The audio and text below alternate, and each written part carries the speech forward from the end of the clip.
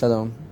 This week we are reading Parashat Ki Tavo, beginning in Sefer Devarim, Deuteronomy chapter 26. You know, the old saying goes, what a difference a day makes. And you know, we think about one day can be the beginning of our life. We can start totally all over again. One day can also contain the elements for our downfall.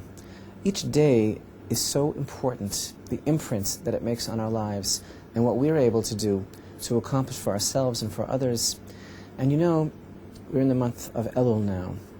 And the theme of the month of Elul is a certain kind of fever-pitch battle against complacency, against doing things by rote, against kind of falling asleep at the wheel of our own lives.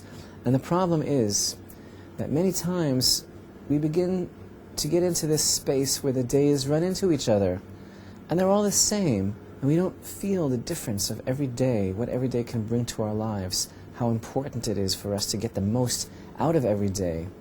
Each day is a totally new experience, a gift from God.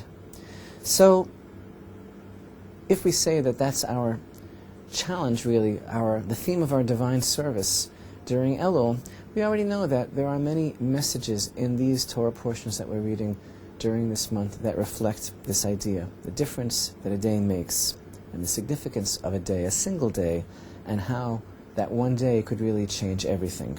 So here, in today's Torah portion, chapter 26, verse 16, we read, "This day, Hashem your God commands you to perform these decrees and the statutes, and you shall observe and perform them with all your heart and with all your soul." Now Rashi, the holy Rashi, is obviously bothered by this word today. This day, Hashem, your God, commands you, because we're reading it today. It's no longer that day, and also that day, there were no new commandments that were given. So Rashi tells us a very beautiful statement. He cites actually from the Midrash Tanchuma, and he says, regarding the mitzvot, he says, "They shall be new in your eyes every day, as if you were first commanded in them today." And this is a principle that we find in the words of our sages, and even reflected in the Torah itself. There's a verse that tells us that every morning there shall be new in our eyes. The challenge really is for us to feel every single day that it's the first day that we are really receiving the Torah at Mount Sinai, that the experience is happening for us today.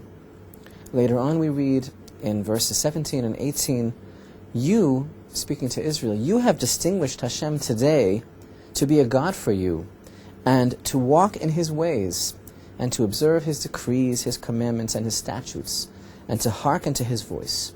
And Hashem has distinguished you today to be for Him a treasured people, as He spoke to you, and to observe all His commandments."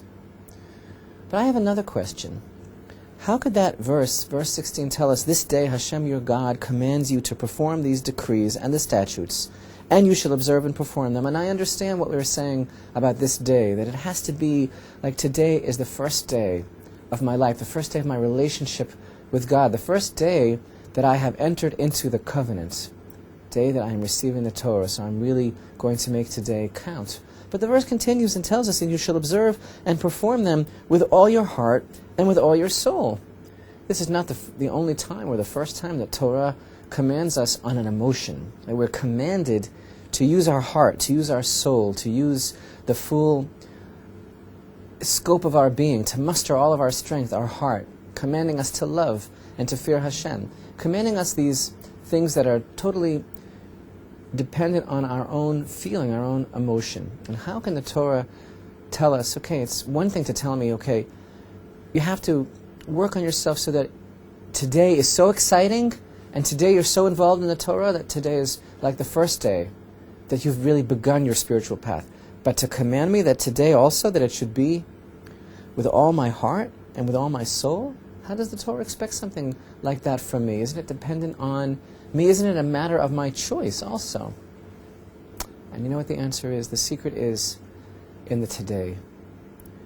And this really is exactly what Torah is teaching us here, this great and novel principle of how to battle the war against complacency, and how to battle the war against the illusion, the debilitating illusion that every day is really the same.